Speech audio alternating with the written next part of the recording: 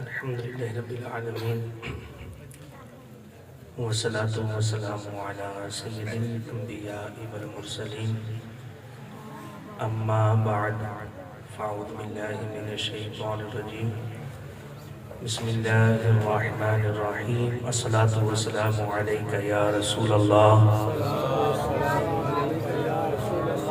الصلاة والسلام عليك يا حبيب الله الصلاة والسلام عليك يا نبي الله وعلى آلك وأصحابك يا نور الله. فرمان مصطفیٰ صلی اللہ تعالی علیہ وآلہ وسلم من صلی علیہ صلاة واحدة صلی اللہ علیہ عشرہ. نبی پاک علیہ السلام نے ارشاد فرمایا جو بندہ میری ذات پر ایک مرتبہ درود پاک پڑھتا ہے اللہ رب العزت اس پر 10 رحمتوں کا نزول فرماتا ہے. اور فرمایا من صلی علیہ عشرا صلی اللہ علیہ مئتن. فرمایا جو بندہ میری ذات پر 10 مرتبہ درود پاک پڑھتا ہے اللہ رب العزت اس پر 100 رحمتوں کا نزول فرماتا ہے.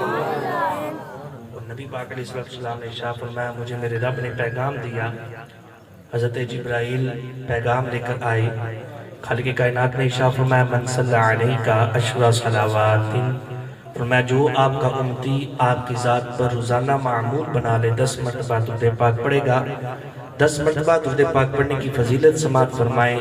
نبی پاک علیہ السلام نے ارشاد فرمایا مجھے میرے رب نے یہ پیغام دیا کہ من صلی علیہ عشر صلوات جو آپ کا امتی معمول بنا لے آپ کی ذات پر 10 مرتبہ درود پاک پڑھے گا استوجب الامان من سخطی. ایسا بندہ قیامت والے دن میرے غضب سے محفوظ رہے گا. نبی پاک علیہ السلام کی ذات پر درود پاک پڑھنے کے بے شمار فضائل و برکات ہیں. نبی پاک علیہ السلام نے ارشاد فرمایا من صلی علیہ فی یوم 50 مرتن. فرمایا جو بندہ میری ذات پر فقط 50 مرتبہ درود پاک پڑھے گا صافحتہ یوم القیامہ. ایسے بندے کے ساتھ قیامت والے دن میں محمد خود مصافحہ کروں گا. صلو علی الحبیب صلی اللہ تعالی علی محمد صلی اللہ تعالی علیہ وآلہ وسلم. آج الحمدللہ ہم اس محفل پاک میں حاضر ہیں جس میں انشاءاللہ کے بعد ہم ایک اللہ کے ولی کا دیدار کریں گے. انشاءاللہ تھوڑی ہی دیر کے بعد ہم ایک عالم دین کا دیدار کریں گے. اور آج کی یہ مجلس مدنی مذاکرہ یہ علم دین کی مجلس ہے جس میں انشاءاللہ ہم ایک عالم دین سے باعمل عالم دین سے دین کے مسائل سمجھیں گے دین سمجھیں گے اور ایک عالم دین کا دیدار بھی کریں گے. نبی پاک علیہ السلام کا فرمان سماعت فرمائے. آقا نے ارشاد فرمایا من زار عالما فکأنما زارنی. فرمایا جس شخص نے کسی عالم دین کا دیدار کیا اس نے میں محمد کا دیدار کیا. فرمایا جس نے کسی عالم دین کا دیدار کیا اس نے میں محمد کا دیدار کیا. من صافح عالما فکأنما صافحنی. فرمایا جو بندہ کسی عالم دین سے مصافحہ کرے وہ گویا اس طرح میں محمد سے مصافحہ کر رہا ہے. من جالس عالما. اور جو کسی عالم دین کی مجلس اختیار کرے جیسے آج ہم ایک عالم دین بیٹھ کر مسائل سمجھنے کے لیے بیٹھے ہیں. اب توجہ کرنا. فرمایا من جالس عالما فکأنما جالس. فرمایا کہ جو کسی عالم دین کی مجلس اختیار کرے گا وہ اس طرح ہے گویا میں محمد کی مجلس اختیار کرتا ہوں. من جالسنی فی الدنیا. فرمایا جو دنیا میں کسی عالم دین کی مجلس کو اختیار کرے گا وہ گویا اس طرح میں محمد کی مجلس میں بیٹھا. اور جو میں محمد کی مجلس میں دنیا میں بیٹھے گا اجلسہ اللہ یوم القیامہ. فرمایا اللہ رب العزت قیامت والے دن مصطفیٰ کے ساتھ رکھے گا. یہ عالم دین کی مجلس میں بیٹھنے کا علم دین کی مجلس میں بیٹھنے کی یہ فضیلت ہے. اور نبی پاک علیہ السلام نے ارشاد فرمایا وَإِذَا مَرَرْتُمْ. فرمایا جب تمہارا گزر ہونا کہاں سے بِرِيَادِ الْجَنَّةِ جنت کے باغات میں سے. وَإِذَا مَرَرْتُمْ بِرِيَادِ الْجَنَّةِ جب تم کسی جنتی باغ کے پاس سے گزرو فرتعو تو وہاں سے کچھ کھا لیا کرو. صحابہ کرام نے عرض کی یا رسول اللہ صلی اللہ تعالی علیہ وسلم وما ریاض الجنہ، یا رسول اللہ یہ جنتی باغ کیا ہے؟ جنت تو ساتوں آسمان کے اوپر ہے. آپ فرماتے جب جنت کے باغ سے گزرو تو کچھ کھا لیا کرو. یا رسول اللہ وہ جنت کا باغ کیا ہے؟ نبی پاک علیہ السلام نے ارشاد فرمایا مجالس العلم، فرمایا علم دین کی مجلس وہ عام مجلس نہیں بلکہ وہ جنتی باغ ہے. آپ آقا کے اس فرمان کے تحت ہم یہاں پر ایک علم دین کی مجلس میں بیٹھے ہیں، جنت کے باغ میں بیٹھے ہیں. اور نبی پاک علیہ السلام آج ہم ایک عالم دین کی زیارت کے لیے بیٹھے اور ایک ولی کامل اللہ والوں کی صحبت کے لیے بیٹھے، ان سے محبت کر کے بیٹھے. توجہ کرنا، یہ حدیث پاک بخاری شریف میں بھی ہے اور مسلم شریف میں بھی ہے. بخاری شریف میں اور الفاظ دیگر مسلم شریف میں بھی ہے. آقا علیہ السلام نے ارشاد فرمایا اللہ رب العزت نے چند فرشتوں کی یہ ڈیوٹی لگائی ہے کہ وہ فرشتے دنیا میں سیر کرتے ہیں اور کرتے کیا ہے؟ وہ مجلس دیکھتے ہیں کہاں پر اللہ والوں کو مجلس ہے. اللہ والوں کی مجلس کہاں پہ ہے؟ اللہ والے کہاں پر بیٹھ کے اللہ کا ذکر کر رہے ہیں؟ کہاں پر اللہ کے نیک بندوں کی مجلس ہے؟ کہاں پر ذکر اللہ کی مجلس ہے؟ وہ کیا کرتے ہیں؟ ان فرشتوں کی ڈیوٹی خالق کائنات نے لگائی. اور جب کوئی ایک فرشتہ کسی مجلس کو دیکھتا ہے نا، ذکر اللہ کی مجلس کو، تو وہ قریب آ جاتا ہے اور باقی فرشتوں کو آواز دیتا ہے کہ آ جاؤ، ہم جس مقصد کے لیے آئے تھے وہ ہمارا مقصد پورا ہونے والا ہے. تو ادھر اکٹھے ہو جاتے ہیں، سب فرشتے ادھر اکٹھے ہو جاتے ہیں. جب وہ مجلس مکمل ہوتی ہے، وہ محفل پاک مکمل ہوتی ہے، توجہ، تو وہ فرشتے خالق کائنات کی بارگاہ میں جاتے ہیں اور جا کے عرض کرتے ہیں مولا آج ہم ایسی مجلس میں بیٹھے جس میں مولا تیرا ذکر ہو رہا. آج ہم اللہ والوں کی مجلس میں بیٹھ کے آئے ہیں. خالق کائنات فرمائے گا وہ کر کیا رہے تھے؟ وہ کیا کر رہے تھے؟ فرشتے عرض کریں گے مولا وہ تیرا ذکر کر رہے تھے. خالق کائنات فرمائے گا انہوں نے مجھے دیکھا ہے؟ فرشتے کہیں گے اللہ کی قسم انہوں نے آپ کو نہیں دیکھا. کہا اگر دیکھ لیں تو وہ اور ذکر اللہ کریں گے. کہا کیا مانگتے تھے؟ جنت. کہا کہ اور پناہ بھی کسی چیز سے مانگتے تھے؟ کہا وہ جہنم سے پناہ مانگتے تھے. جب اتنی بات ہوگی اب حدیث کے جو الفاظ ہیں اتنے پیارے اور اتنے میٹھے ہیں، سن کے مزہ آ جائے گا. خالق کائنات نے فرمایا ما یقول عبادی، میرے بندے کیا کہہ رہے تھے؟ میرے بندے کیا کہہ رہے تھے؟ آپ ذرا توجہ کرنا. آج ہمارے علاقے میں کوئی MP آ جائے یا کوئی بڑا آ جائے، کوئی وزیر آ جائے، کوئی بہت جو بڑے عہدے پہ ہو وہ آ جائے اور وہ کسی شخص کو کہہ دے کہ یہ میرا ہے، وہ بڑے فخر کے ساتھ کہتا ہے آج وہ وزیر آیا، آج وہ بڑا آدمی آیا، آج وہ MP آیا، MNA آیا، اس نے کہا یہ میرا ہے، یہ میرے اس کے ساتھ تعلقات ہیں. وہ بڑے فخر سے کہتا ہے کہ اس وزیر کے ساتھ میرے تعلقات ہیں کہ بھائی اب فخر کرو تم ایسی مجلس میں بیٹھے ہو. فرشتے کہتے ہیں مولا ہم ذکر اللہ کی مجلس میں گئے، ہم علم دین کی مجلس سے ہو کر آ رہے ہیں. تو خالق کائنات فرمائے گا ما یقول عبادی، میرے بندے کیا کہہ رہے ہیں؟ بھائی جب رب کہے، کوئی بندہ نہیں، خالق کائنات کہے میرے بندے، اللہ اکبر. خالق کائنات نے قرآن میں فرمایا سبحان الذی اسری بعبدہ، میں نے سیر کروائی اپنے خاص بندے کو. عبد کی اضافت ہے، خاص بندے کو. یہاں پر بھی رسول ہی نہیں فرمایا، بھی نبی ہی نہیں فرمایا، یہ فرمایا بھی عبد ہی. یہاں پر علماء وضاحت کرتے ہیں مفسرین کہ خالق کائنات نے عبد ہی کا لفظ کیوں استعمال کیا؟ بھی رسول ہی کیوں نہیں کہا؟ اپنے رسول کو کیوں نہیں کہا؟ بھی نبی جی ہی کیوں نہیں کہا؟ اپنے نبی کو کیوں نہیں کہا؟ کہا کہ خالق کائنات جب محبوب سے پوچھا کہ محبوب تیری کوئی آرزو بھی ہے، کوئی تیری تمنا بھی ہے؟ آقا علیہ السلام عرض کرتے ہیں مولا میری ایک تمنا ہے کہ تو مجھے اپنا بندہ کہہ دے. ایک ہی آرزو، ایک ہی تمنا کہ مولا تو مجھے اپنا بندہ کہہ دے. تو خالق کائنات نے فرمایا سبحان الذی اسری بعبدہ، میں نے اپنے خاص بندے کو معراج میں سیر کروائی. اب توجہ کرنا بھائی، میرے آقا کی یہ خواہش تھی کہ میرا رب مجھے اپنا بندہ کہے. تو یہاں پر تو رب خود فرماتا ہے ما یقول عبادی، میرے بندے کیا کر رہے تھے؟ فرشتے عرض کرتے ہیں مولا وہ تیرا ذکر کر رہے تھے. تو خالق کائنات فرمائے گا اور کیا کر رہے تھے؟ مولا وہ جنت مانگ رہے تھے. اور کیا کر رہے تھے؟ وہ جہنم سے پناہ مانگ رہے تھے. اب حدیث پاک کے الفاظ سننا. خالق کائنات فرمائے گا فَإِنِّي أُشْهِدُكُمْ أَنِّي قَدْ غَفَرْتُ لَهُمْ. اے فرشتوں گواہ ہو جاؤ جو اس مجلس میں بیٹھا تھا, جو کوئی علم دین کی مجلس میں بیٹھا تھا, جو اللہ والوں کی مجلس میں بیٹھا تھا, اے فرشتوں گواہ ہو جاؤ جتنے بھی وہاں موجود تھے, میں نے ان سب کی مغفرت فرما دی, سب کو معاف کر دیا. اب ذرا توجہ کرنا, حدیث کے الفاظ ہے بخاری شریف کے. یقول ملک من الملائکہ, تو فرشتوں میں سے ایک فرشتہ عرض کرے گا. آپ بھائی مہربانی توجہ میری طرف, نبی پاک علیہ السلام کا فرمان پڑھو. صحابہ ایسے سرکار کا فرمان سماعت کرتے گویا آپ کے جسموں پر پرندے بیٹھے ہیں, اس طرح سماعت کرتے تھے. تو خالق کائنات کی بارگاہ میں وہ فرشتہ کہے گا یقول ملک من الملائکہ, فرشتوں میں سے ایک فرشتہ کہے گا. کیا کہے گا؟ کہے گا مولا لیسا فیہم فلان فیہم لیسا منہم. مولا ان بندوں میں سے ایک ایسا بندہ تھا وہ مجلس کا بندہ نہیں تھا. انما جاء لحاجت, وہ اپنی حاجت کے لیے آیا تھا, وہ اپنی کسی ضرورت کے لیے آیا تھا, وہ اپنے کام کے لیے آیا تھا. مولا وہ ذکر اللہ کی مجلس کا حصہ نہیں تھا, وہ فقط اپنی ضرورت کے لیے آیا تھا.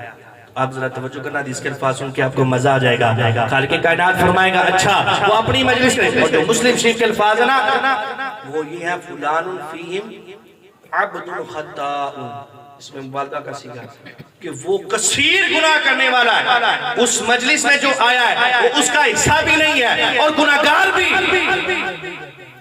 لیکن مولا اس میں اس مجلس کا حصہ نہیں, گناہگار بھی ہے, اپنی حاجت کے لیے آیا, مجلس کا حصہ بھی نہیں. خالق کائنات فرمائے گا هم الجلساء لا يشقى جلیسهم, فرمایا کہ سن لو اللہ والوں کی مجلس میں, اللہ والوں کی مجلس میں, اللہ کے نیک بندوں کی مجلس میں, ذکر اللہ کی مجلس میں اگر کوئی بدبخت بھی آ جائے یا رب اس کو خوش بخت لکھ دیتا.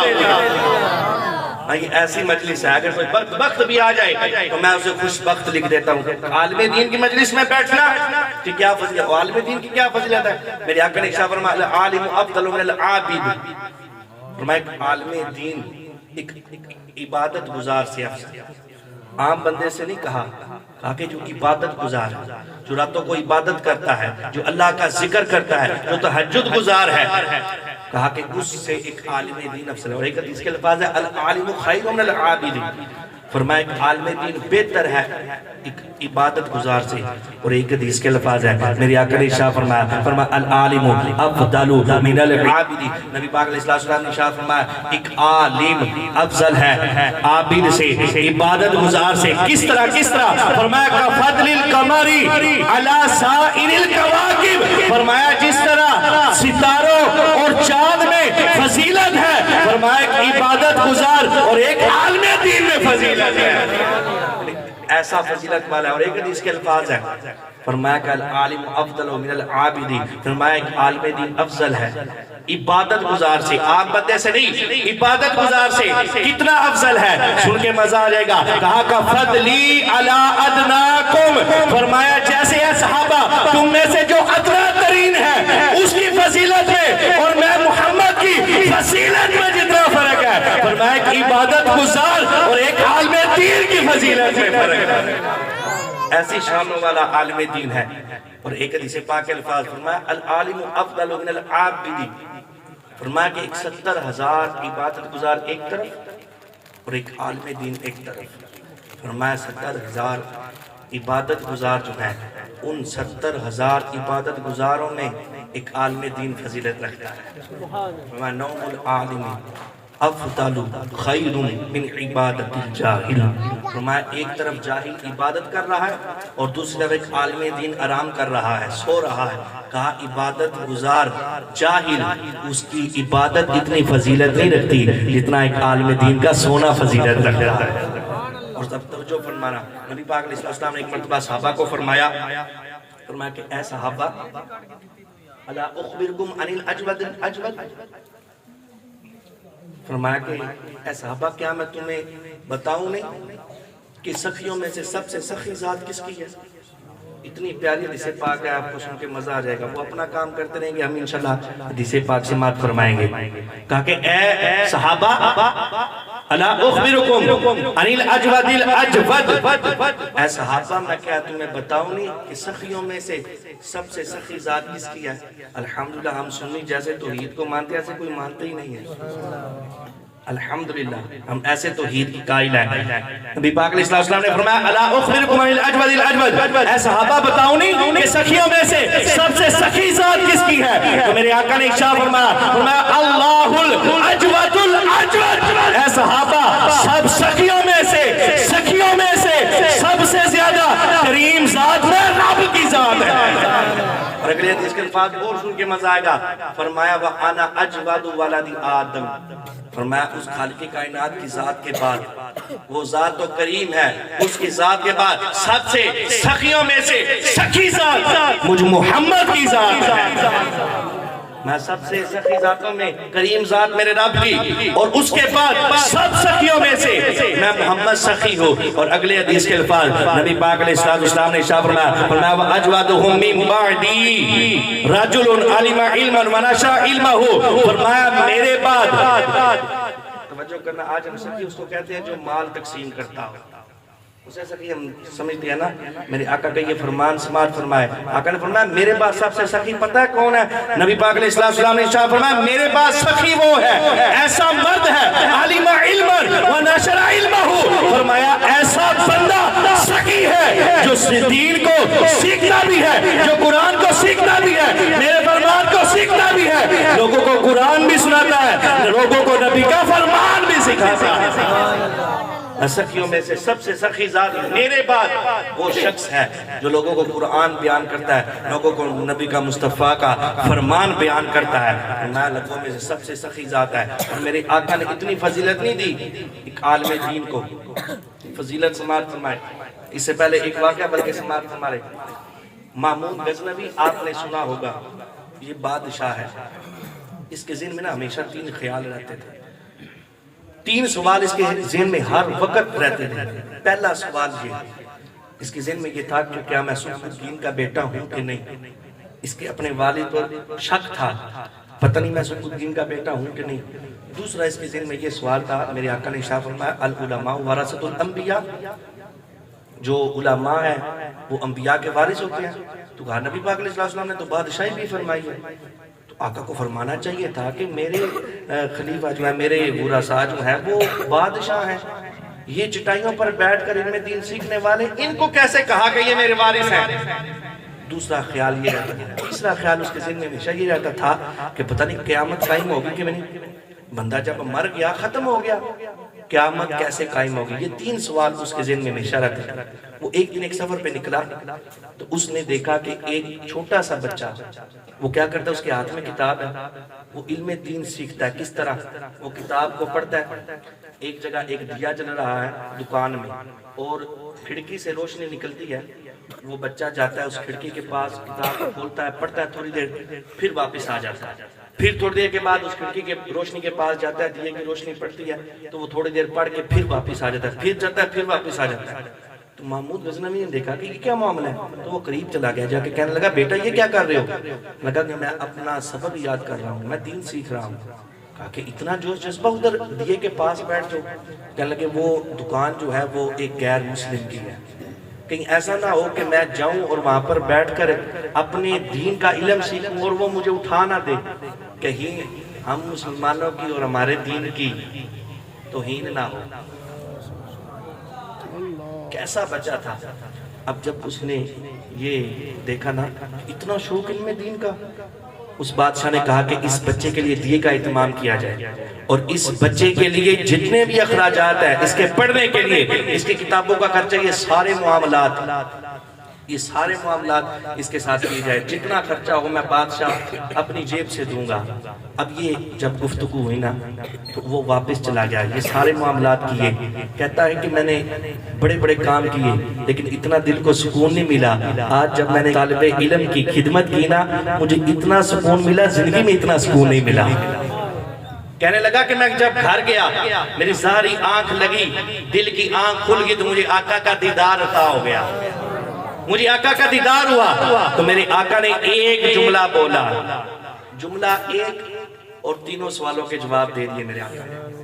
ایک جملے میں تینوں سوالوں کے جواب. پہلا سوال کیا میں سبکت الدین کا بیٹا ہوں کہ نہیں؟ دوسرا سوال کہ علماء وارث انبیاء کے یہ کیسے ہو سکتا ہے؟ تیسرا قیامت قائم ہوگی کہ نہیں؟ میرے آقا نے ایک جملہ بولا, تینوں سوالوں کے جواب دے دیے. میرے آقا نے فرمایا اے سبکت الدین کے بیٹے, آج تم نے ایک میرے وارث کی خدمت کی ہے, قیامت والے دن میں تیری شفاعت کروں گا. ایک جملے میں تینوں جواب دے دیے کہ تو بیٹا بھی سبکت الدین کا ہے, اور یہ عالم دین, یہ متعلم, یہ طالب علم میرے وارث ہے, اور تیسرا قیامت بھی قائم ہوگی. میرے آقا نے اتنی فضیلت دی. آخری حدیث پاک توجہ سے سماعت فرمانا.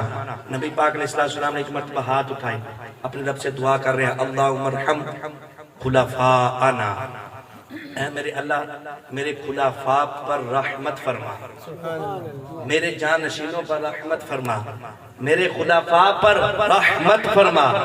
صحابہ پاس تھے, عرض کرنے لگے یا رسول اللہ صلی اللہ علیہ وسلم وما خلفاؤکم, یا رسول اللہ آپ کے خلفاء کون ہیں, آپ کے جانشین کون ہیں؟ یا رسول اللہ کون ہیں آپ کے خلفاء؟ نبی پاک علیہ السلام نے ارشاد فرمایا الذین یأتون من بعدی یروون احادیثی و سنتی و یعلمونها الناس. فرمایا صحابہ میرے خلیفہ, میرے جانشین, میرے خلفاء وہ لوگ ہیں جو میرے بعد آئیں گے, لوگوں کو قرآن کی تعلیم بھی دیں گے, میرے فرمان کی تعلیم بھی دیں گے, اور میری سنتوں کو بھی سکھائیں گے. اور آج ہم الحمدللہ جس ولی کامل کے دیدار کے لیے بیٹھے ہیں, یہ وہ مرد کرم ہے جس نے کراچی کی سرزمین پہ بیٹھ کر ایسا سنتوں کو پھیلایا. آج لاکھوں نوجوانوں کے سروں پہ امامہ کس نے سجا دیا؟ تو نام الیاس قادری کا آتا ہے. آج نوجوانوں کے چہرے پر سنت رسول کس نے سجوا دی؟ تو نام الیاس قادری کا آتا ہے. وہ مرد کرم ہے جس نے چند سالوں میں لاکھوں مسلمانوں کی زندگیوں کو بدل دیا, اور لاکھوں مسلمانوں کے چہرے پر سنت رسول بھی سجا دیا. الحمدللہ آج ہم اس کے لیے بھائی علماء بیان کرتے ہیں, قرآن کیا ہے نا, علماء فرماتے ہیں اس آیت پر پیر کو پرکھو, اگر پیر اس آیت پر پورا اترتا ہو اس کی بیعت کرو, ورنہ پیر کی بیعت نہ کرنا.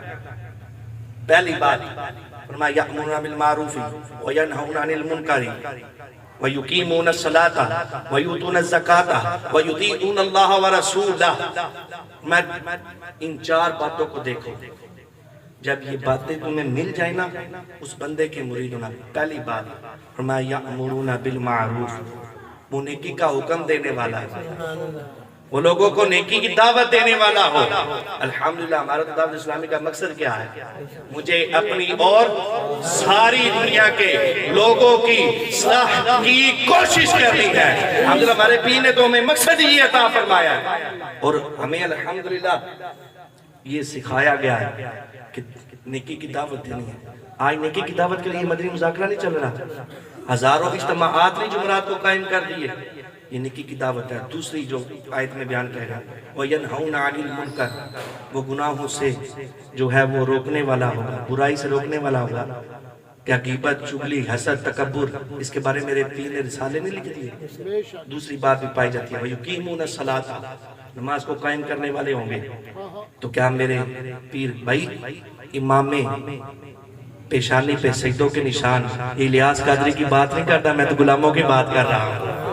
لاکھوں کو امامے اور ماتھے پہ جو ہے وہ سجدوں کے نشان یہ بھی پایا جاتا ہے. یقیمون الصلاۃ و یؤتون الزکاۃ بھی پایا جاتا ہے, زکوٰۃ کا حکم دیتے ہیں. بلکہ اپنی جو مجلس ہے مدینہ العلمیہ اس کو حکم دے دیا کیا کام ہے, زکوٰۃ پر کتاب لکھی جائے, پوری کتاب لکھی. پانچویں جو بات ہے توجہ, وہ پانچویں بات یہ ہے وَيُطِيعُونَ اللَّهَ وَرَسُولَهُ, اللہ کی بھی اطاعت کرنے والا ہو اور رسول اللہ کی بھی اطاعت کرنے والا ہو. الحمدللہ میرا پیر خود پہلے عمل کرتا ہے پھر لوگوں کو کہتا ہے, خود عمل کر کے پھر الحمدللہ دیدار امیر اہل سنت ہو رہا ہے. الحمدللہ ہمارے پیر نے یہ اکیلے چلے تھے, تنہا چلا تو ساتھ تیرے ہو گیا جہاں, ایسا تیرا کلام ہے الیاس کا. اللہ رب العزت ہمیں اس پیر کے ساتھ منسلک رہنے کی توفیق عطا فرمائے, دعوت اسلامی میں استقامت عطا فرمائے, مرشد کی غلامی میں استقامت عطا فرمائے. آمین بجاہ نبی الامین صلی اللہ تعالی علیہ وسلم.